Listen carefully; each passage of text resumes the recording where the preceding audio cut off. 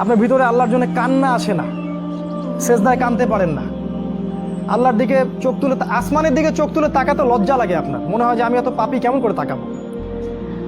আপনি বুঝতে পারছেন আমার আমল নামা পাপে ভর্তি হয়ে যাচ্ছে। আপনার ভিতরের যে ইন্টারনাল যে হার্টটা ছিল এটা করাপ্টেড হয়ে গেছে, এবং তারা এটাই চেয়েছিল যে আপনার ভিতরের নূর যেন নষ্ট হয়ে যায়। আল্লাহ পাক কোরআনে বলেছেন, কদ আফলাহা মান যাক্কাহা, তারাই সফল যারা ভিতর থেকে পরিশুদ্ধ হয়েছে। ওয়া কদ খাবা মান দাসাহা, সে ব্যক্তি ধ্বংস হয়ে গেছে যার অন্তরটা ধ্বংস হয়ে গেছে। আর এই প্রতিটা বিষয় দিয়ে তারা আপনার রূহটাকে নষ্ট করে দিয়েছে। দাজ্জালের অনুসারীরা আপনার রূহটাকে, আত্মাটাকে নষ্ট করে দিয়েছে। খেয়াল করে দেখবেন আপনার চোখ দিয়ে পানি আসে না, একটা অন্যায় পাশে দেখলে আপনার গায়ের রক্ত গরম হয়ে যায় না, উম্মার মানুষদেরকে যখন অন্যায়ভাবে হত্যা করা হচ্ছে আপনার ভিতরে কোনো ফিলিংস জাগে না। আপনি খেয়াল করে দেখবেন যে আপনি ঘন্টার পর ঘন্টা পর্নোগ্রাফি দেখছেন, জিনা দেখছেন, 3x দেখছেন, কিন্তু আপনার ভিতরে কোনো ফিলিংস কাজ করে না, মানে কোনো অনুশোচনা কাজ করে না, কারণ আপনার ভিতরটা নষ্ট করে দিয়েছে তারা। আল্লাহ রসুল বলেছেন, যখন মানুষ একটা পাপ করে কলবে একটা দাগ পড়ে, আরেকটা পাপ করে আরেকটা দাগ পড়ে, আরেকটা পাপ করে আরেকটা দাগ পড়ে। যদি তওবা করে দাগ উঠে যায়, তওবা না করলে দাগ পড়তেই থাকে পড়তেই থাকে, এক পর্যায়ে এই কলবটা দুর্গন্ধযুক্ত কলব হয়ে যায়। এত দুর্গন্ধ বের হয় এই কলব দিয়ে, যদি মানুষ জানতো তাহলে মানুষ থাকতে পারতো না পৃথিবীতে। এই জন্যই এই রকম শ্রেণীর মানুষের যখন মৃত্যু হয় তখন ওই মালাকুল মউত এবং এই যে মৃত্যুর ফেরেশতারা তারা দুর্গন্ধে আত্মাটাকে বের করে নিয়ে আসেন, টেনে হিজড়ে স্যাঁচড়ায় বের করে নিয়ে আসেন। এই পাপী মানুষরা মারা যাওয়ার সময় এই ঘটনাটা ঘটে। এইভাবে তারা আপনাকে ব্যস্ত রেখেছে। এখন কি হবে? এখন আগামী দিনগুলোতে কি এরা উম্মার নেতৃত্ব দিতে পারবে? এর মধ্যে কারা পারবে? উত্তর, এর মধ্যে সবাই পারবে না। উত্তর এক কথায় শেষ, সবাই পারবে না। কারা পারবে? এই যুবক শ্রেণীর মধ্যে যারা এই গুণগুলো অর্জন করতে পারবে তারা ইনশাআল্লাহ আগামী দিনগুলোতে সফল হবে। গুণগুলো পয়েন্ট আকারে বলে শেষ করছি। এই যুবক শ্রেণীর মধ্যে যারা তাদের জীবনটাকে বাকি পুরো জীবনটাকে আল্লাহর জন্য উৎসর্গ করতে পারবে তারা পারবে। এক নাম্বার, এই যুবক শ্রেণীর মধ্যে যারা আল্লাহর জন্য তাদের জান, মাল, সময়, শ্রম ব্যয় করে দিতে পারবে, কুরবানি করতে পারবে। কুরবানি কেমন? ওই ইসমাইল আলাইহিস সালামের মতো। বাবা বলেছে তোমাকে জবাই করা লাগবে, তিনি কি বলেছিলেন? করিয়েন না। তিনি বলেছিলেন আপনাকে আল্লাহ যা আদেশ করেছেন সেটাই করেন, আমাকে ধৈর্যশীল পাবেন ইনশাআল্লাহ। এরকম ছেলে পাবেন এখন? তো এরকম নিজের জান, মাল, সময়, শ্রমকে আল্লাহর পথে উৎসর্গ করে দেওয়ার মানসিকতা আগে তৈরি করতে হবে। এটা এক নাম্বার। দুই নাম্বার, জ্ঞান অর্জন করতে হবে। এই যুবক শ্রেণীর মধ্যে যারা জ্ঞান অর্জন করবে, কোরআন সুন্নাহর পাশাপাশি সমসাময়িক অর্থনীতি, রাজনীতি, বিশ্ব সবকিছু সম্পর্কে জ্ঞান থাকতে হবে। তারপরে আপনি আল্লাহর পথে কিছু করতে পারবেন, তার আগে নয়। আপনি সিলেক্ট করবেন যে আপনি এই উম্মার আবর্জনা হতে চান না উম্মার মুজাহিদ হতে চান, এটা আপনি সিলেক্ট করবেন।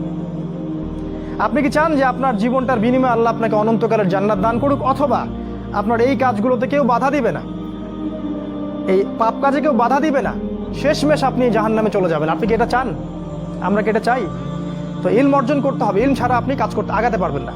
তিন নাম্বার, এলেম অনুযায়ী আমল করতে হবে। যা এলম অর্জন করবেন সে অনুযায়ী আমল করতে হবে। শুধু এলম অর্জন করলেই হয় না, ওই অনুযায়ী কাজ করতে হয়। সলাতের পাবন্দি করতে হবে। সলাতের অবস্থা দেখে যা মনে হলো যে এই এলাকার যুবকরা মসজিদে কতজন আসে আল্লাহ ভালো জানে। ফজরের নামাজে যারা আসে তারাই প্রকৃত মুসল্লি। 5 ওয়াক্ত সলাত জামাতের সাথে আদায় করতে হবে। আখলাক চরিত্র হবে রাসূল সাল্লাল্লাহু আলাইহি ওয়াসাল্লামের মতো। সাহসী, ভীরুতা, কাপুরুষতা যেন আপনাদেরকে পেয়ে না বসে। জ্ঞান অর্জন করে সাহসী হতে হবে, তদনুযায়ী আমল করতে হবে, এবং কোনো অবস্থাতেই পরাজিত হব না এরকম মানসিকতা তৈরি করতে হবে।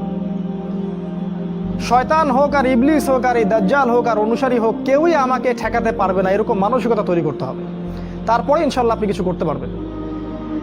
প্রতিটা ইবাদত বন্দেগীর ব্যাপারে সচেতন হওয়ার চেষ্টা করতে হবে, এটা হচ্ছে আপনার জানা অনুযায়ী আমল। 4 নাম্বার, আদর্শ পরিবার গঠন করতে হবে। জিনা বাদ দিয়ে ছেড়ে দিয়ে তওবা করে ফিরে আসেন, বাবা মাকে বলেন যে আমাকে বিয়ে দিন। আর বাবা মার উচিত তাদের বিয়েটা সহজ করে দেয়া। বিয়ে করুন, সংসার গঠন করুন, দিনদার নেককার ছেলে মেয়েদেরকে বিয়ে করুন এবং সুসন্তান জন্ম দিন, তাদেরকে আল্লাহর পথে দায়ী মুজাহিদ হিসেবে তৈরি করুন। 5, হালাল রিজিকের ব্যবস্থা করুন। ওই হারাম ব্যাংকিং সেক্টর থেকে, চাকরি থেকে রিজাইন দিয়ে দিন। যে সেক্টরে হারাম আছে, ঘুষ আছে, সুদ আছে, সব ছেড়ে দিন। কার জন্য ছাড়বেন? আল্লাহর জন্য ছাড়বেন। মনে রাখবেন রিজিকের মালিক আল্লাহ, আপনি আপনার রিজিকের মালিক নন। আপনি আল্লাহর জন্য যদি কিছু করেন আল্লাহ পাক আপনাকে তার চেয়ে বহুগুণ দিতে পারেন।